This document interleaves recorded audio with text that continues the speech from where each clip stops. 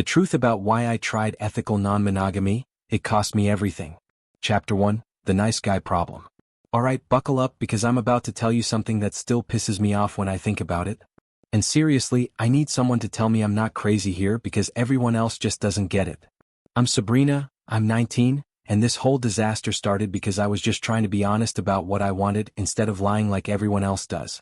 But apparently, honesty isn't what guys actually want, despite what they always preach. So, I'd been with Mikey for like 8 months, right? And don't get me wrong, he was sweet and all. Always texting me good morning, bringing me those fancy coffees I like between classes, doing the whole thoughtful boyfriend thing. He works in some computer tech field that honestly makes my brain shut off when he talks about it. And I do retail part-time, which isn't glamorous, but whatever. The point is, we had this nice little routine going. He'd pick me up after work, we'd grab dinner, watch Netflix. The whole domestic bliss thing everyone says is so great when you're in love. But here's the thing nobody wants to admit. Sometimes nice gets boring as hell. Mikey was so predictable. Every Friday he'd suggest the same 3 restaurants. Every weekend he wanted to stay in and organize something, or plan our future, or whatever. And I'm 19, you know? I should be having fun, not settling into some old married couple routine already. But I didn't want to hurt his feelings by saying that because he really was trying to be a good boyfriend. Then Chris started texting me again. My ex Chris. And before anyone starts judging, it wasn't like I reached out first or anything. He just sent me this random message asking how I was doing. Probably saw something on my social media that reminded him of when we dated. Chris and I had this whole intense thing for almost 2 years before it got complicated and we broke up. He was my first everything, if you know what I mean. And honestly, being with him felt like actually living instead of just existing. At first, I thought about not responding because obviously I'm with Mikey now, and I didn't want drama. But it was just a friendly text, right? Nothing wrong with being polite to an ex, especially one I actually cared about. So, I texted back just casual stuff about school and work. But then he started remembering all these inside jokes we used to share, sending me pictures of places we went together with little comments like, "Remember this?" with heart emojis and stuff. I'm not gonna lie, it felt good. Really good. With Mikey, everything was so serious and planned out. He'd literally ask permission before kissing me sometimes, which I guess is respectful, but it also kind of kills the moment, you know? Chris was never like that. He was spontaneous, passionate, kept me guessing. When we were together, I felt like the most interesting person in the world, not just some girlfriend he was checking boxes with. I started looking forward to Chris's texts more than Mikey's good morning messages. And I know how that sounds, but it's not like I was doing anything wrong. We were just talking, catching up, being friendly. I wasn't cheating or anything. Just enjoying having someone to talk to who actually got my sense of humor and didn't want to discuss our 5-year plan every other conversation. Maybe I got a little distant with Mikey during this time, but honestly he was being kind of clingy anyway, always wanting to know what I was thinking about, asking if everything was okay. When I took more than 10 minutes to text back, it was suffocating. When he'd ask what was wrong, I'd tell him nothing was wrong. He was just being paranoid because nothing was wrong. I was just talking to an old friend. The thing is, I started remembering why I fell for Chris in the first place. How exciting everything felt with him. How alive I felt around him. With Mikey I felt safe and comfortable. But comfortable isn't the same as happy, is it? I'm too young to settle for comfortable. I should be experiencing things, exploring who I am, not playing house with the first nice guy who came along. But I also didn't want to just throw away what I had with Mikey. He really was good to me, and breaking up would be this whole dramatic thing that I didn't want to deal with. Plus, what if things with Chris didn't work out? Then I'd have given up something real for something that might not even happen. That seems stupid. Chapter 2, The Honest Solution. That's when I started thinking there might be another way, a better way. I'd heard about open relationships before, seen articles online about how they actually make couples stronger because there's more honesty and communication. People who are secure enough to handle that level of trust and openness. Maybe that was the solution. Instead of having to choose between what I had and what I wanted, maybe I could have both. I know what you're thinking, but hear me out. Wouldn't it be better to be honest about having feelings for someone else instead of sneaking around like most people do? Isn't that more mature than just cheating behind his back? I was trying to do the right thing here, to handle this like an adult instead of some teenager who can't control her impulses. So yeah, I started researching open relationships, reading about couples who made it work, learning the right terminology so I could present this properly. This wasn't some crazy idea I came up with to justify cheating. This was a legitimate relationship structure that lots of evolved people use. I found all these articles about ethical non-monogamy and how it can actually strengthen trust between partners when done right. I was nervous about bringing it up with Mikey, but I figured if he really loved me and trusted me, he'd at least be willing to discuss it. I wasn't asking him to immediately say yes to everything, just to have an open conversation about what we both wanted and needed. That's what healthy couples do, right? They talk about difficult topics instead of just pretending everything's perfect when it's not. The perfect opportunity came when we were watching some movie with a cheating subplot. I paused it and made a comment about how ridiculous it was that people sneak around instead of just being honest about wanting to explore other connections. Mikey looked confused, so I started explaining how there are other ways to handle attraction to other people besides just ignoring it or cheating. I told him we're both young. Maybe we shouldn't limit ourselves to just one person at 19 and 20. That we could set boundaries, be completely honest with each other, and explore things while still maintaining our connection. I used all the right terms: ethical non-monogamy, evolved relationship structures, mature communication. I explained how this could actually bring us closer together because we'd be sharing everything instead of hiding things. The whole time I was talking, I was thinking about how amazing this could be. Finally, being able to act on all this tension with Chris without the guilt, while still keeping the security and sweetness I had with Mikey. It seemed like the perfect solution to a complicated situation. Chapter 3: The Confrontation. But Mikey's face went through like 10 different expressions while I was explaining everything. He didn't look excited or intrigued like I'd hoped. He looked confused, then hurt, then suspicious. When I finished my whole speech about how this could work for us, he was quiet for way too long. Then he asked the question I'd been dreading: "Do you have someone specific in mind?" I tried to play it off like this was just theoretical, just something I'd been thinking about in general terms. But he kept pushing, asking more direct questions, and I could see in his eyes that he already knew the answer. When he straight up asked about Chris, my heart started pounding. I had to admit we'd been talking, but I tried to frame it like it was completely innocent. Just old friends catching up. Nothing inappropriate. I swore nothing had happened between us, which was technically true, but I could tell Mikey wasn't buying it. He wanted to know why I hadn't mentioned we were talking, and I got defensive. I told him I don't have to report every conversation I have with every person, that he was being possessive and insecure. But really, I was just mad that he was making this into some big dramatic thing instead of seeing the brilliant logic of what I was suggesting. Instead of being grateful that I was being honest, instead of just cheating like other girlfriends would do, he was acting like I'd already betrayed him somehow. We ended up having this huge fight where he kept asking pointed questions I didn't want to answer. And I kept trying to turn it around on him for not trusting me enough for this kind of mature relationship. We went to bed that night with all this tension between us, and I lay awake thinking about how to make him understand that this really could work for both of us if he'd just be open-minded about it. The next morning, Mikey brought it up again, and I could tell he'd spent the whole night thinking about it too, but not in a good way. He wanted specifics. Exactly when Chris started texting me what we'd been talking about, whether I'd made plans to see him. I tried to keep my answers vague because honestly, it was none of his business. But he wasn't letting it go this time. He kept pushing and pushing until I had to admit that Chris and I had met for coffee a few weeks ago, just as friends. Nothing happened, but I could see Mikey's whole expression change when I said it. He asked why I told him I was working late that night instead of just saying I was getting coffee with a friend. I tried to explain that I didn't think it was a big deal, that I didn't want him to get the wrong idea about something completely innocent, but he wasn't buying that either. He pointed out that I'd been distant lately, that I'd been lying about small things, that I clearly had this whole open relationship idea because I wanted to be with Chris specifically. I got so frustrated because he was making me sound calculating and dishonest when really I was just trying to figure out my feelings while being considerate of his. I told him his reaction was exactly why I hadn't mentioned the coffee thing.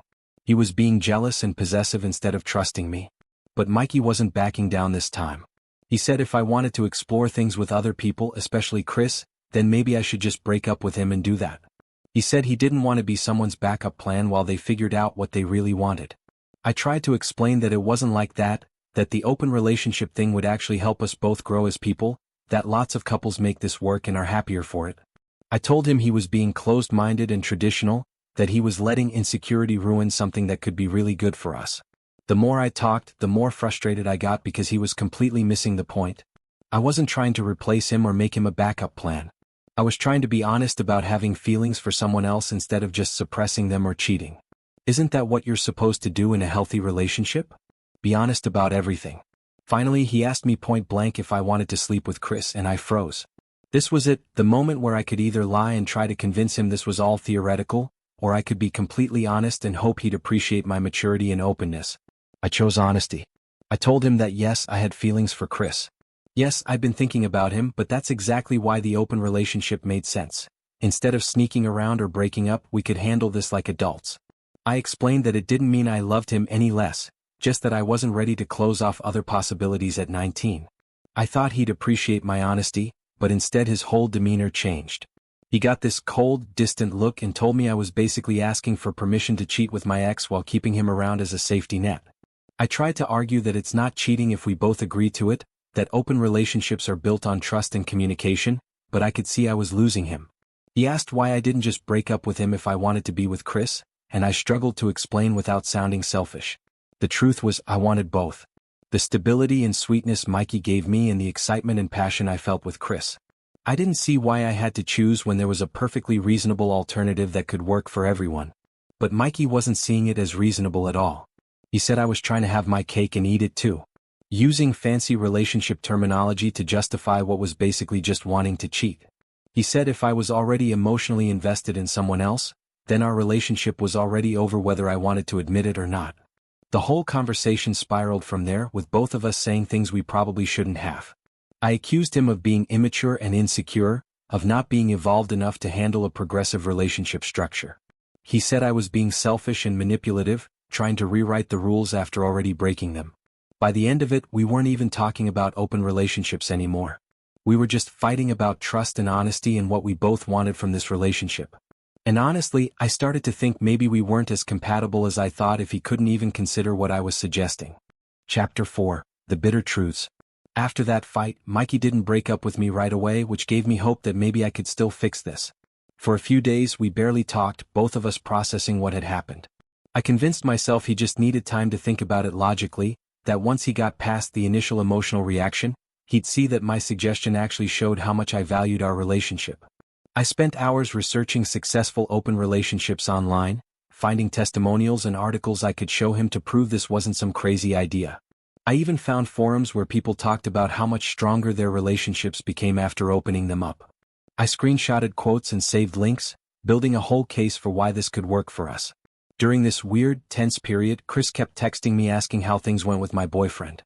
I found myself venting to him about how unreasonable Mikey was being, how he was making the whole thing about trust when really it was about personal growth and honesty. Chris was so understanding, telling me that some people just aren't mature enough for open relationships, that it takes a special kind of emotional intelligence to handle that level of honesty. His validation felt amazing after days of Mikey's cold shoulder and disappointed looks. Chris got it in a way that Mikey clearly didn't. He understood that this wasn't about not loving your partner.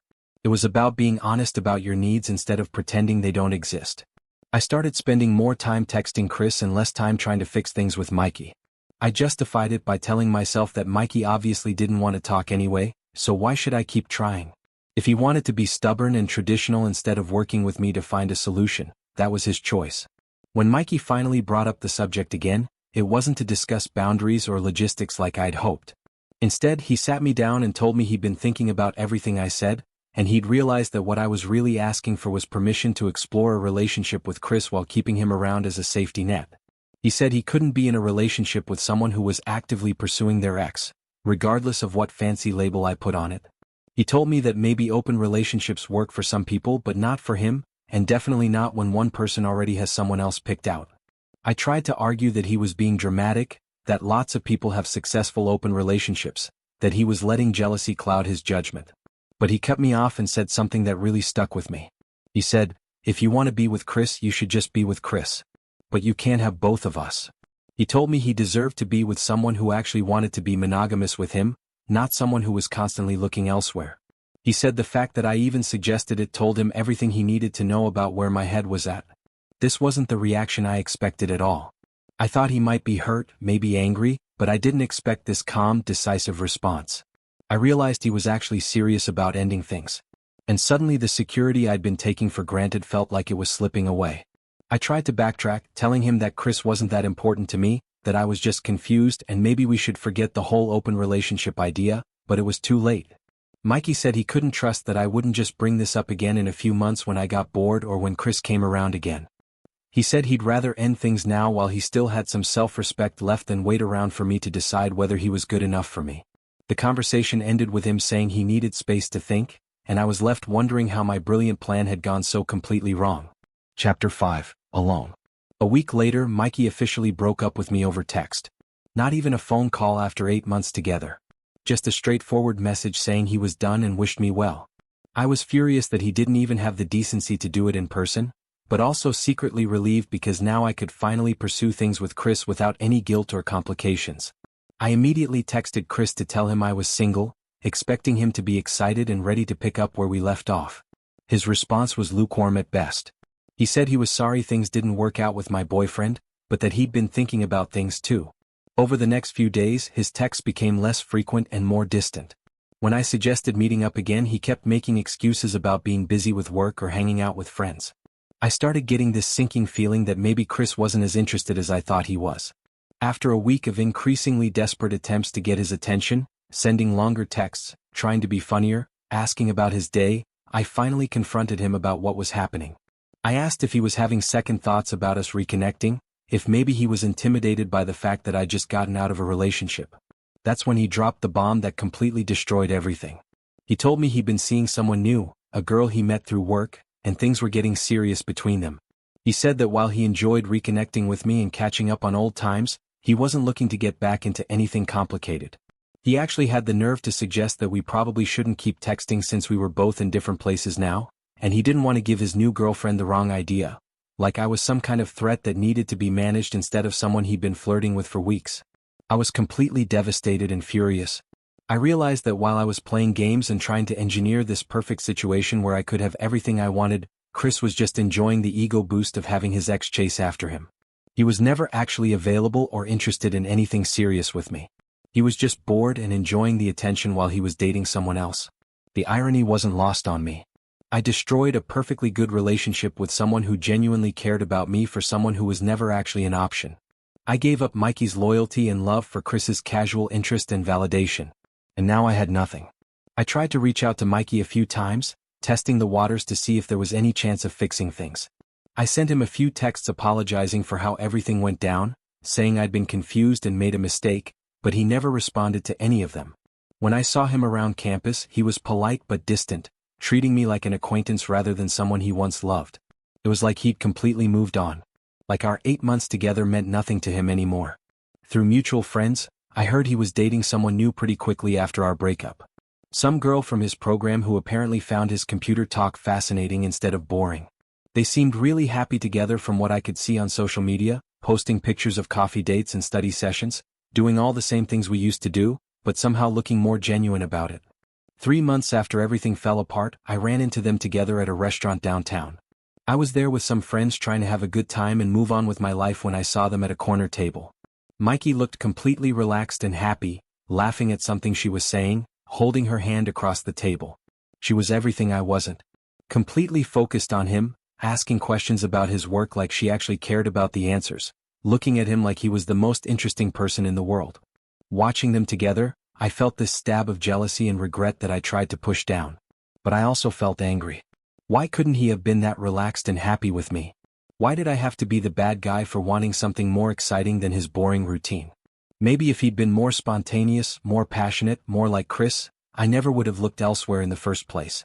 I never admitted out loud that I made a mistake because honestly, I'm not sure I did.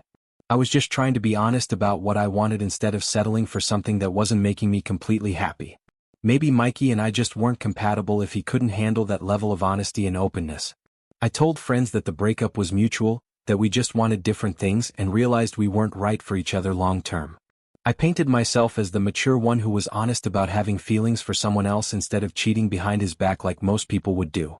But late at night, when I was scrolling through social media and seeing all the couple photos and relationship milestones I was missing out on, I couldn't help but feel like maybe I'd been too hasty. Not about wanting more, I still think I deserve to explore my options at 19, but maybe about the way I handled everything. The truth is, I'm lonelier now than I've ever been. Every guy I meet seems either boring like Mikey or unavailable like Chris. I keep hoping I'll find someone who can give me both the security and the excitement I was looking for. But it's been months and nothing's worked out. Sometimes I wonder what would have happened if I'd just been satisfied with what I had, if I'd ignored Chris's texts and focused on making things work with Mikey. But then I remember how suffocated I felt, how young I am, how much I still want to experience. I refuse to feel guilty for knowing what I want and going after it, even if it didn't work out the way I planned. Maybe someday I'll find someone who's secure enough to handle an open relationship, someone who understands that love doesn't have to mean limiting yourself to just one person forever. Until then, I'm focusing on myself and not settling for less than I deserve, no matter what anyone else thinks about my choices.